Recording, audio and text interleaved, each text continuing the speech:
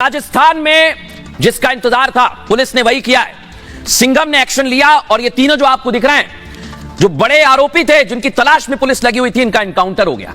अपनी वेशभूषा भी बदल रहे हैं। लेकिन एक और तस्वीर सामने, अगली तस्वीर दिखाइए जरा, ये आप देखिए।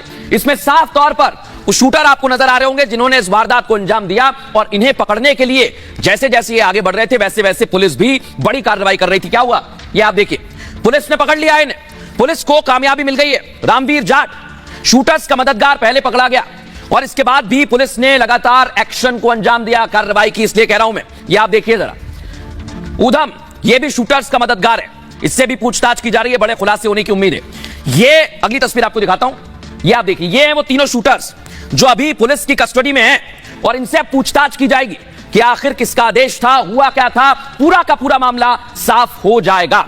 लेकिन सबसे बड़ी और अहम बात यही है कि जैसे वारदात को अंजाम दिया वैसे ही पुलिस एक्टिव हुई। रिपोर्ट आपको दिखाता हूं।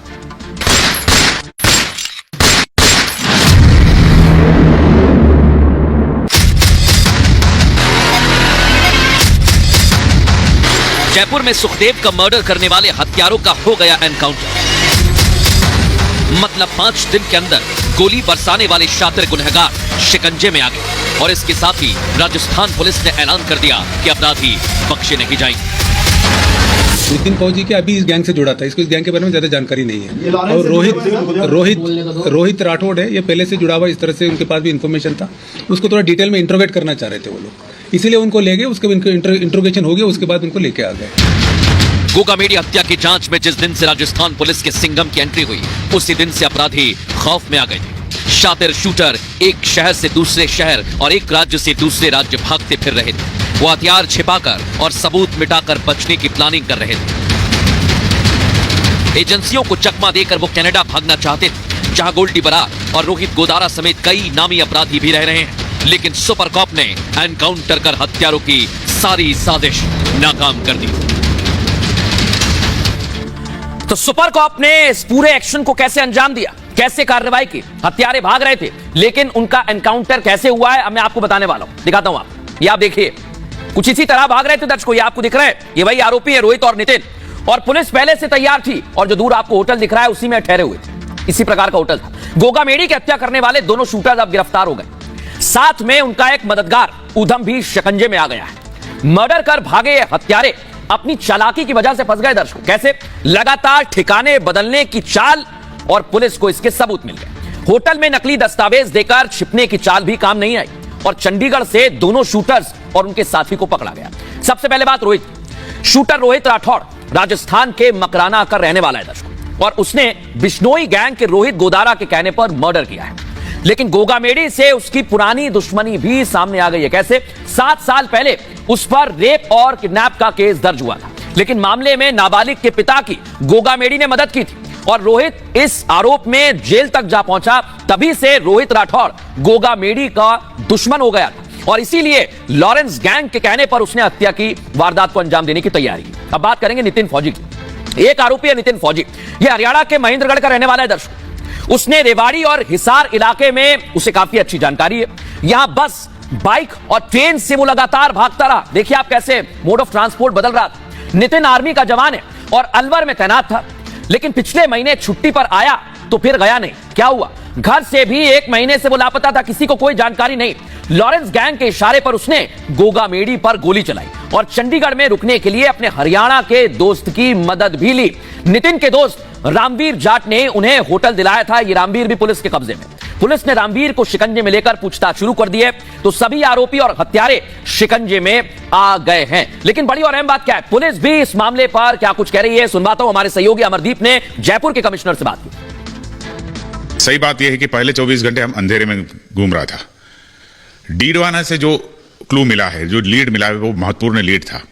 वहां से हमें स्पेसिफिक आइडिया मिल गया कि इनका किस तरफ का डायरेक्शन है मूवमेंट का। तो हमारे टीमें उसके तुरंत बाद ही, इनफैक्ट पहले दिन से ही हमारे टीमें पड़ोसी राज्यों में भेजा था, दिल्ली में भी भेजा था। ये हमें अंदेशा था कि राजस्थान छोड़ चुका है।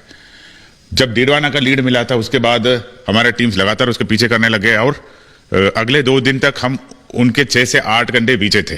जब हम कोई जगह पे पहुंचता है उधर का एनालिसिस से पता चल जाता है कि ये सुबह चला गया था यहाँ से, तो इस तरह का स्थिति था। टोटल कितने सीसीटीवी फुटेज जो थे वो आपने आइडेंटिफाई किए, क्योंकि ट्रैक आप कर रहे थे तो सीसीटीवी और मोबाइल लोकेशंस बहुत ज्यादा जरूरी हो जाती थी। तो उसमें जयपुर शहर में काफी सीसीटीवी देखा, डीडवाना में, दारूहेड़ा में, हिसार में, रेवाड़ी में, मेरे अनुमान है करीबन 500 से 600 सीसीटीवी का फुटेज। सीसीटीवी चेक भी कर रहे थे आप और ट्रैक भी कर रहे थे लगातार? हाँ, उसमें जब पड़ोसी राज्यों में चला तो हमें हरियाणा पुलिस का और हिसार के आगे दिल्ली पुलिस का टीम का भी काफी सहयोग मिला।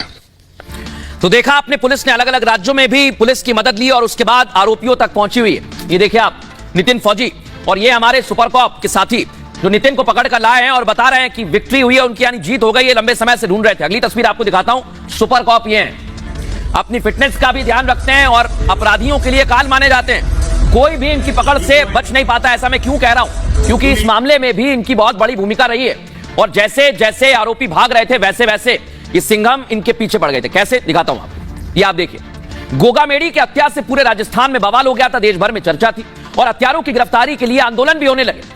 तब राजस्थान के सिंघम को छुट्टी पर से वापस बुला लिया गया।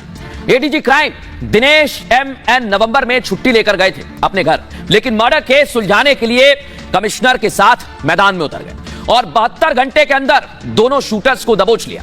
सिंघम दिनेश ने हत्यारों को पकड़ने के लिए जाल बिछाया।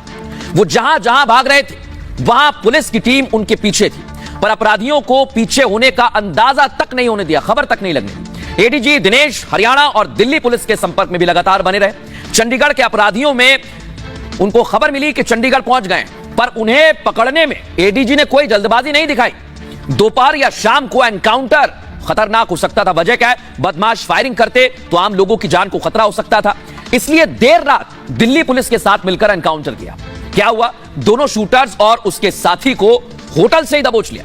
लोग कह रहे हैं कि सिंघम ने अपना नाम फिर से सार्थक कर दिया। इनके बारे में जान लीजिए थोड़ा सा। कर्नाटक के दिनेश 1995 बैच के तेज तर्रार आईपीएस अफसर हैं और ईमानदारी और अपराधियों पर कड़े एक्शन के लिए ये मशहूर है। अपराधियों को बिलों से निकालकर खत्म करने में ये माहिर है। 1998 में उनकी पहली पोस्टिंग हुई थी दौसा में बतौर एएसपी। इसके बाद बदमाशों को पीट पीट कर जिले से भगा दिया था, तब मशहूर हो गए। साल 2000 में वो राजस्थान के करौली में एसपी बने और 2 साल में बीहड़ के अंदर से डकैतों का सफाया कर दिया और अब गोगामेडी के हत्यारों को भी शिकंजे में ले लिया है। ये सिंघम ने अपने नाम को सार्थक कर दिया है। अब आपको सुनवाता हूं कि इस पूरे मामले में एक्शन के बाद क्या कुछ कह रहे हैं। हिसार में जो हमारी जो टीम थी उनको कुछ असिस्टेंस की जरूरत थी, इसलिए वो जब एक रविंद्र सिंह यादव है एडीजी क्राइम है, उनसे मैंने बात की थी, उनकी टीम हमारे साथ जुड़ी थी। तो उसके बाद जॉइंटली जाके चंडीगढ़ से दोनों को साथ में पकड़ा था। लेकिन ये गैंग है जो इनकी दिल्ली में भी कई फायरिंग हुए, दिल्ली में भी कुछ इंसिडेंट्स हुए और नितिन फौजी के अभी इस गैंग से जुड़ा था, इसको इस गैंग के बारे में ज्यादा जानकारी नहीं है। और रोहित राठौड़ है, ये पहले से जुड़ा हुआ, इस तरह से उनके पास भी इंफॉर्मेशन था। उसको थोड़ा डिटेल में इंट्रोगेट करना चाह रहे थे वो लोग, इसीलिए उनको ले गए। उसके इंट्रोगेशन हो गया, उसके बाद उनको लेके आ गए।